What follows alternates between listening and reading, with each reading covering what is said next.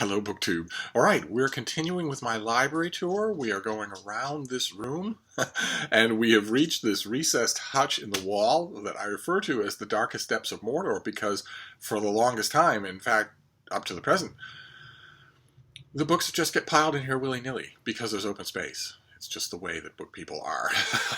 I sort of pride myself that when my library, my personal library here at Hyde Cottage is in good shape, it is characterized by the fact that there are no stacks of books on the floor, that everything is on a shelf somewhere. But actually, that's not a high enough bar to clear. The true ideal situation for this library would be that everything is on shelves, that nothing is double stacked, and that everything is something that I resort to regularly.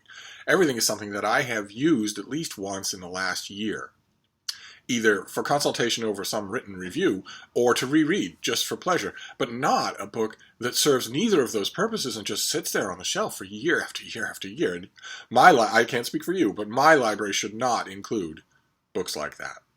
Which means that when you think about it in those terms, my library shouldn't be any bigger than 1,000 books.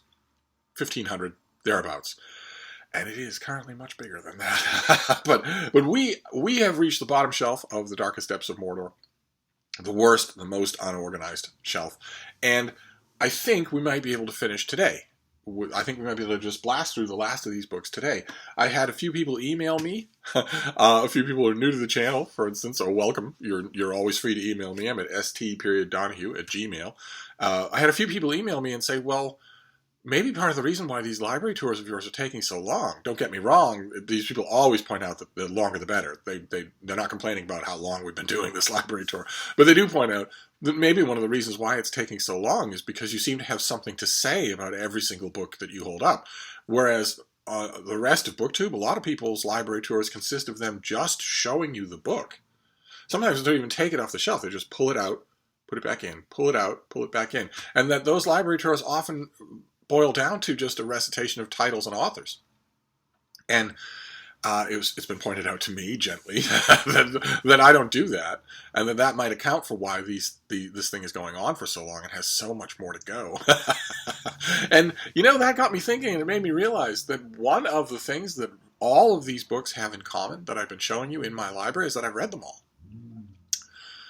There's nothing in my library, aside from the one bookcase that we skipped, the bookcase that is workbooks, that is review copies, hundreds of review copies, extending all the way into March and April of 2020. Aside from those books, everything else in this library is something that I have read, and read carefully, grappled with. And I guess that the impression I get from a lot of the people who've been emailing me, certainly about their own libraries, is that that's not true. For most people, for most book people, that book people's libraries include a hefty percentage of books that they haven't read yet.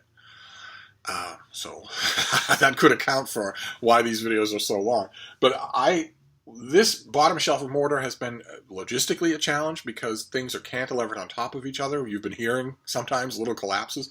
That might happen here because we're going all the way to the back corner, and I don't know what's in there. So let's just.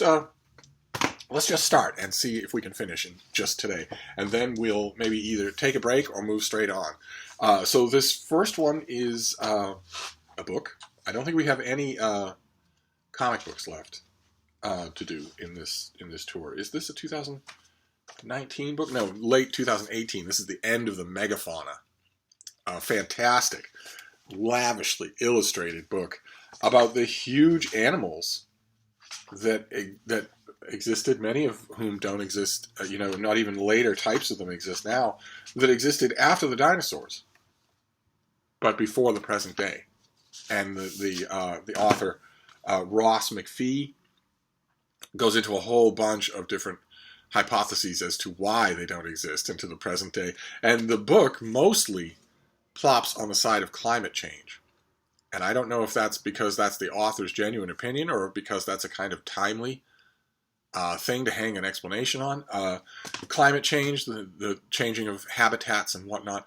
When, to me, looking at the records, it couldn't be any clearer what caused the megafauna to go extinct all over the world. And that's humans, Homo sapiens sapiens. The same megafauna that existed for millions of years with other species of humans.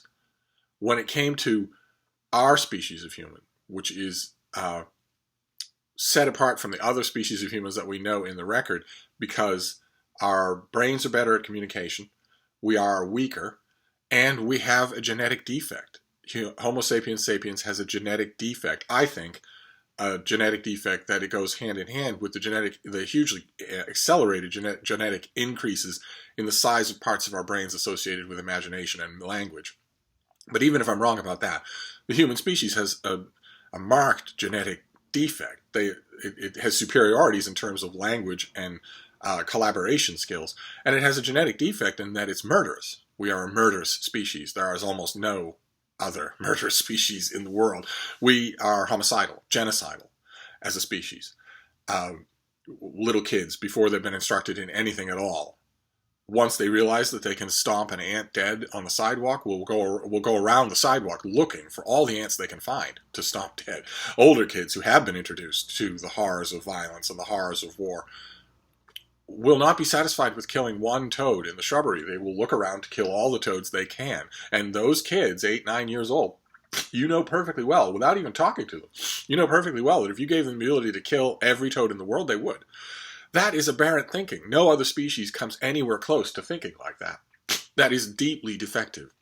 And it shows in the human archaeological and paleontological record, because everywhere that modern humans go, all the giant species of animals, almost all of them, disappear virtually overnight in geological terms. Virtually overnight, they're all gone.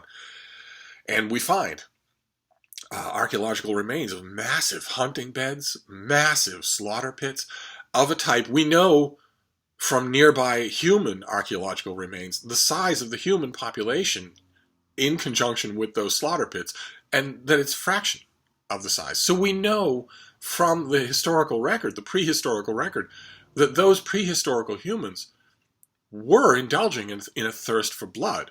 They weren't just subsistence. They were killing, in other words, many dozens of times more animals than they needed to, or that they had the technology to preserve the meat or the byproduct of. So we know that. You can easily read that in the record. I think a lot of scientists hesitate from just plunking for that because they're worried they'll get their funding pulled. But anyway, that is one book, and that is a perfect example of what some of my readers, my viewers, were talking about. Because if I do a digression that size on every book, we'll never finish. So let's blast through the next few. This next one is a big picture book about dinosaurs. This is the Encyclopedia of Dinosaurs. It is, of course, outdated. That's the problem with getting dinosaur books. There was just a collapse there, if you heard it. The problem with getting dinosaur books is that they get outdated right away, unfortunately. Even the stuff that we're sure of. Like, for instance, what Tyrannosaurus Rex does it look like. even that, and this, of course, has T-Rexes fighting a Triceratops with the dinosaur-ending asteroid flying through the sky right behind them. That's like 6 different errors. But you get these books like this, and I mainly get them, and I always have, for the illustrations, not really for the science, because the science is changing all the time. Were T-Rexes feathered? Were they partly feathered? Did Triceratops look like this? Did Triceratops look like this, or were there giant membranes of skin between those horns? We don't know. It changes all the time. So I really shouldn't keep these. They're fun to look at, but I really shouldn't keep them. Okay, this is a DC Comics. This is a 75th anniversary special of DC Comics that is just a poster book. It's just a series of posters. Some iconic DC covers, some not so iconic that maybe I Am a Curious Black. Lois Lane transforms into a black woman for one issue. Boy, was that awkward to read. There's Neil Adams returning to Batman. Neil Adams on Green Lantern and Green Arrow, where they dealt with all sorts of real-world issues like political corruption and environmental corruption and drugs and whatnot. And that's what this is. There's Steve Ditko. Look at that, huh? The famous House of Mystery cover. There's the new Superman in the late 70s and early 80s who was suddenly able to be beaten. But this is just a big poster book, and I don't know why I kept this. I guess maybe the idea is that you're supposed to use these as posters. I don't often flip through it, that's for sure. Okay, here's a chance for us to... oh, this whole thing wants to collapse. Oh, my. Here's a chance for us to blast through a few of these, because these, I'll show them in rapid success, and they're in terrible shape, so they're nothing worth looking at. But these are catnip to me. These are New Yorker cartoon collections. And this is just, there's three of them. This one is 1925 to 1950, 1925 to 1970. This one is 1950 to 1955. These things show up regularly at the Brattle Bookshop here in Boston, and I love them. Absolutely love them. And you might say, why do you have so many of them? Here's another one. This is the third New Yorker album before they started listing the dates. This is a very old New Yorker album. And you might wonder, why do you have so many of them? And the reason why is because as each one goes along, cartoons are dropped. So a volume that has to go all the way to 1975 isn't going to include anywhere near as many cartoons from the 30s. This thing is all cartoons from the 30s. And I love New Yorker cartoons. I absolutely love them. They are a weird, strange social phenomenon. I don't think they've received anything like the study that they deserve. I have always referred to them in the modern era. I've always referred to them as the pre-internet emojis. Because there is a New Yorker cartoon to perfectly capture anything that you encounter in your life, that you encounter in your emotions, anything. There's a New Yorker cartoon that perfectly encapsulates what you're thinking. Like, for instance, I've taken a lot of you through the soap opera of my garden. I have a little patch of ground right outside Frida's window, right near the bird bath. Perfect place for a little garden. I've never gardened before, and I've always wanted to. And I bought some books, and I read up on square foot gardening and whatnot. I got a ton of advice from all of you, mutually conflicting advice from all of you.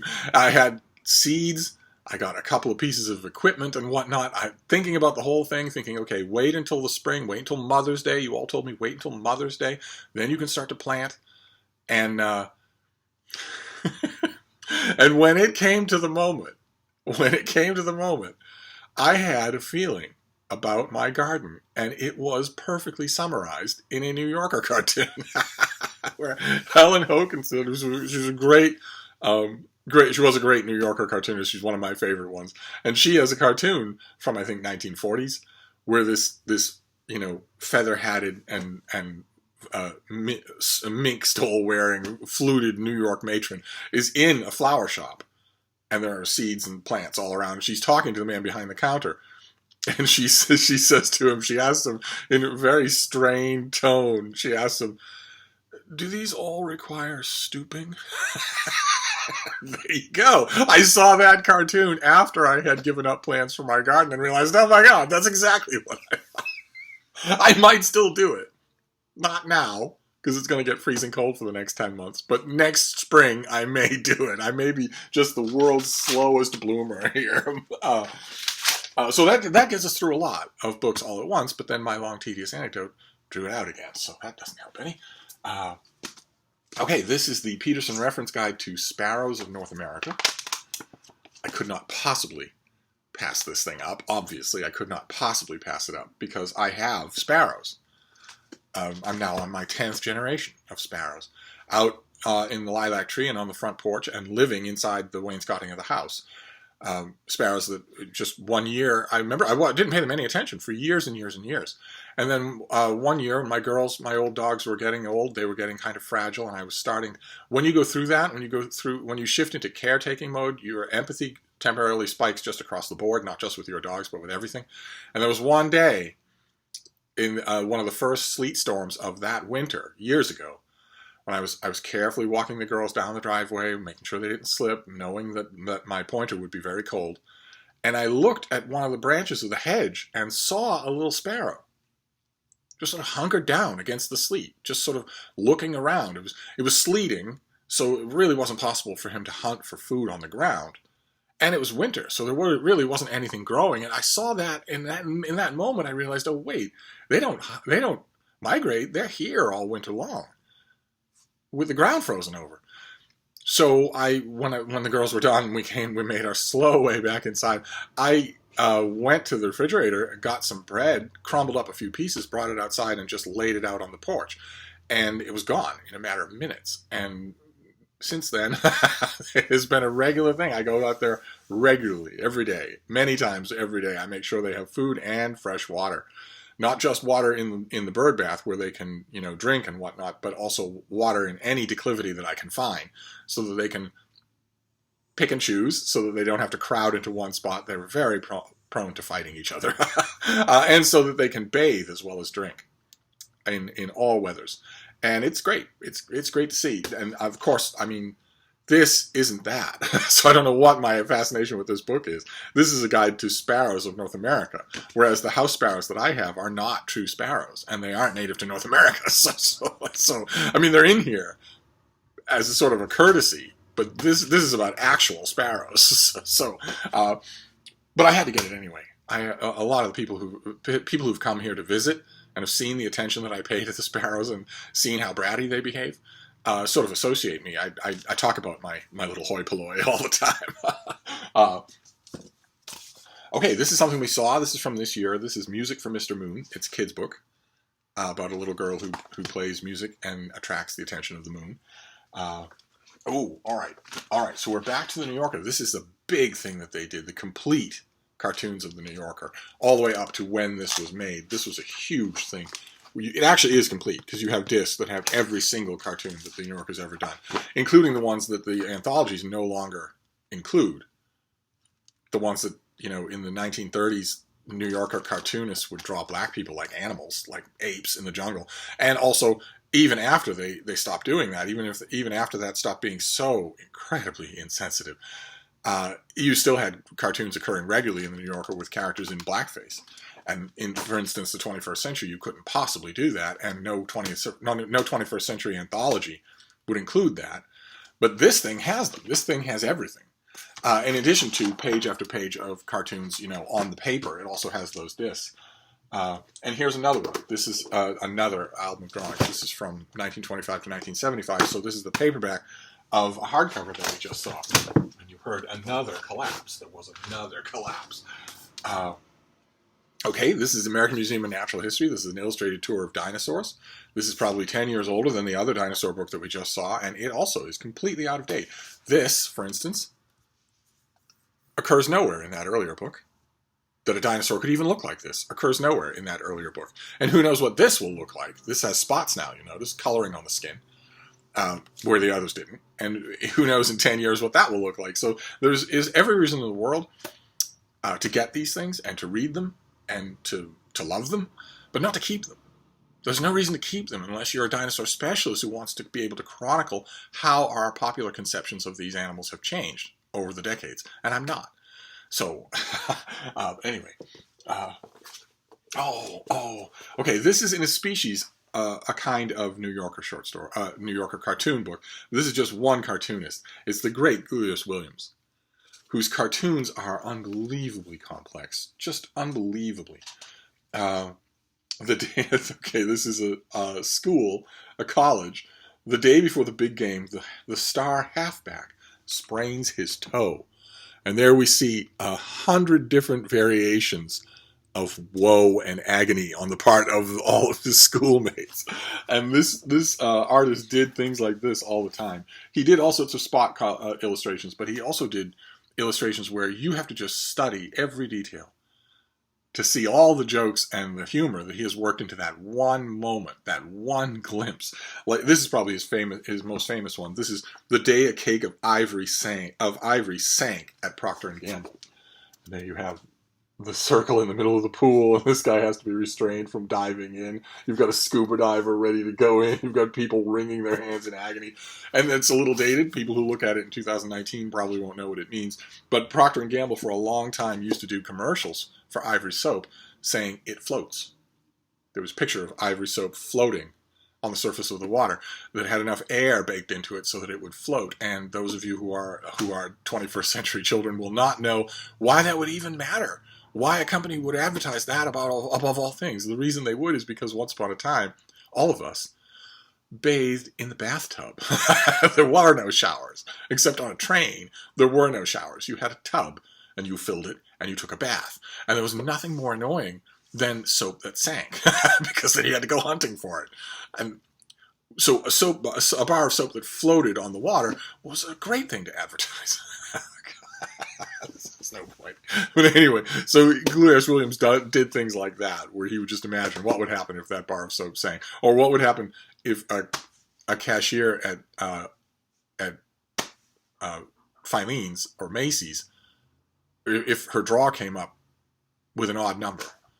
And you would look at that in the 21st century and you say, what on earth does that mean? And the reason why that would be a crisis that would cause a gigantic commotion is because everything was either 5 cents or 10 cents.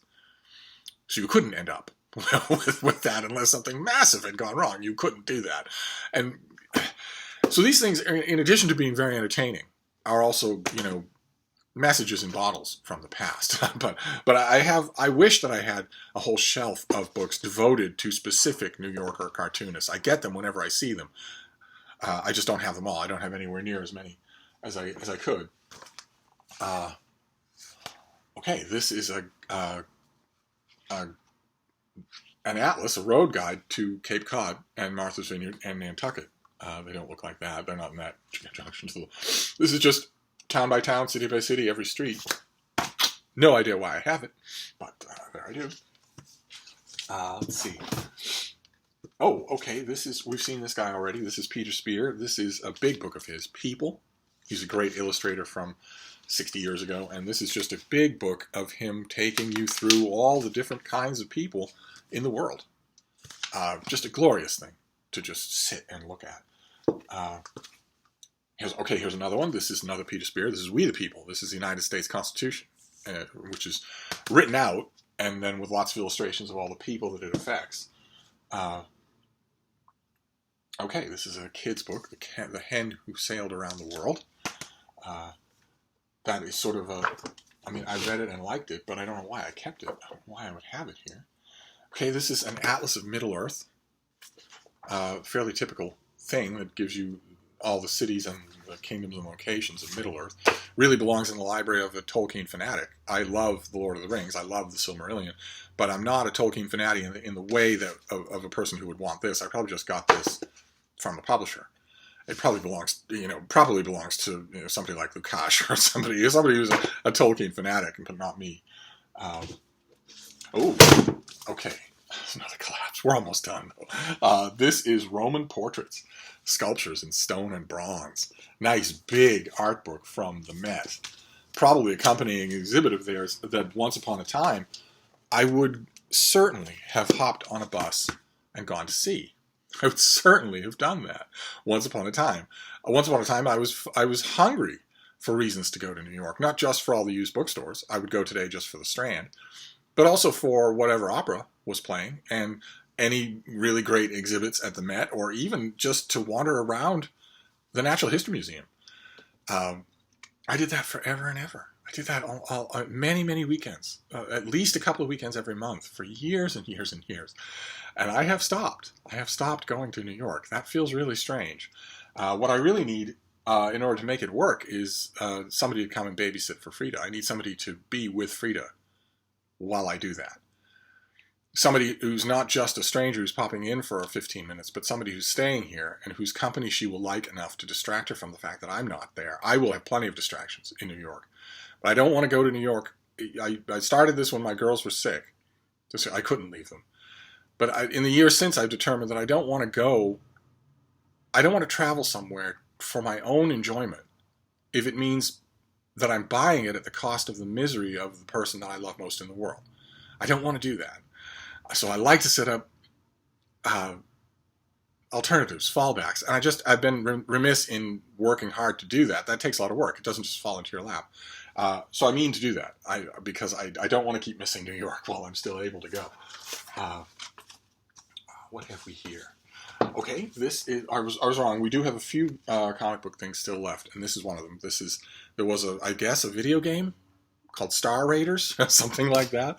And DC decided to do a graphic novel. I think this might have been their very first oversized painted graphic novel. I think this might be the very first graphic novel of them all, or at least certainly the first one that DC did.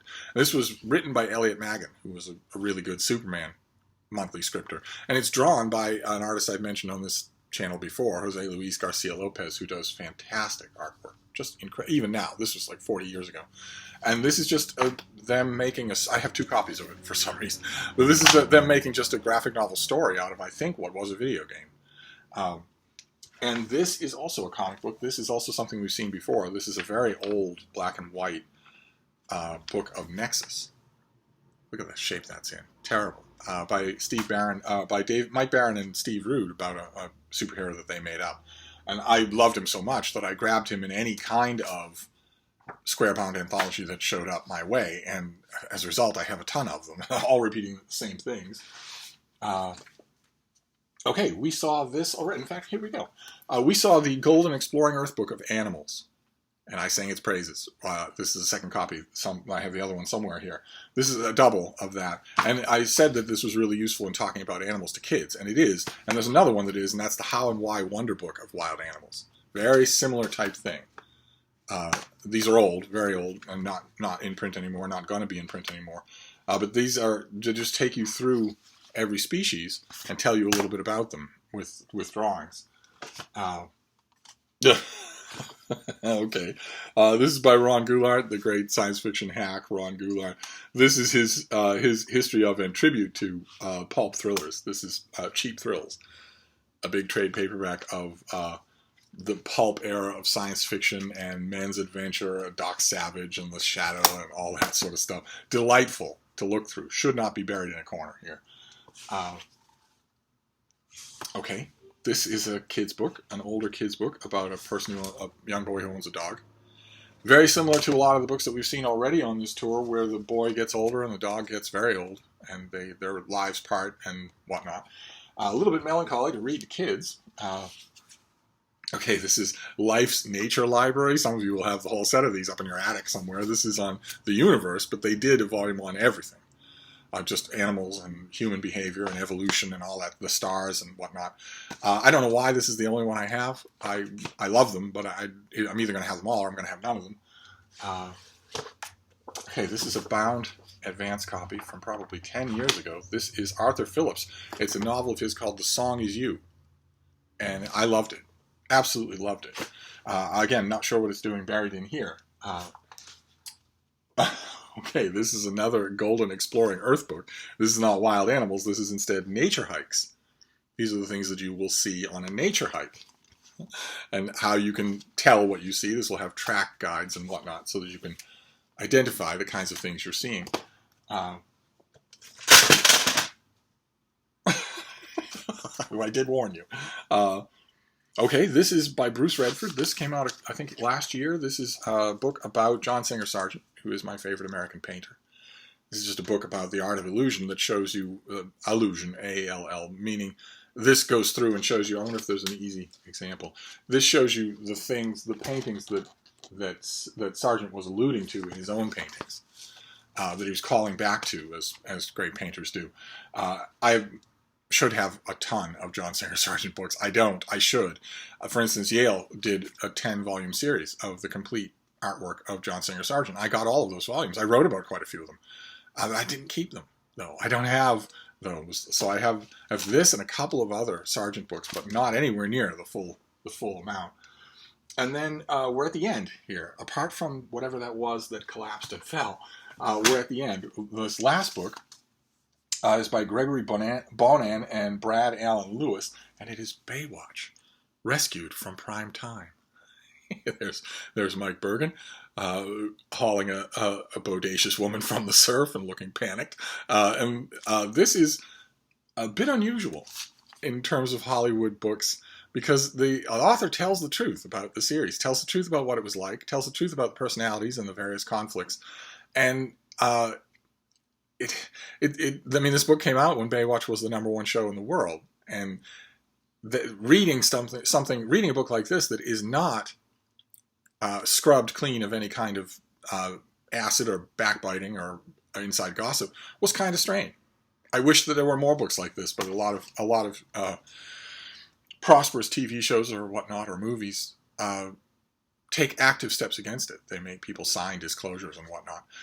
Or even just informally, that if you write a book like that, you'll never work in this town again. That kind of cliche. I think this is tremendously enjoyable. It almost alone of all the things that we've looked at so far belongs in the little book room. It's a genuine keeper. And that, ladies and gentlemen, is it. we still had to go to 30 minutes, but that finishes The Darkest Depths of Mordor. Never thought we'd get here. That finishes The Darkest Depths of Mordor. We are now done with this section of my library. So we are moving on. We round the corner, we pass this doorway, and we get to history. God help us all. So I don't know. Should we take the rest of the week off and get to history next week? Or should we just barrel on? Anyway, that's it for now. We're done with Mordor. Now I just have to deal with this. I have to deal with it. I'm perfectly happy to do that now that it's torn apart. So I'll wrap this up, but I'll see you soon. Thank you, BookTube.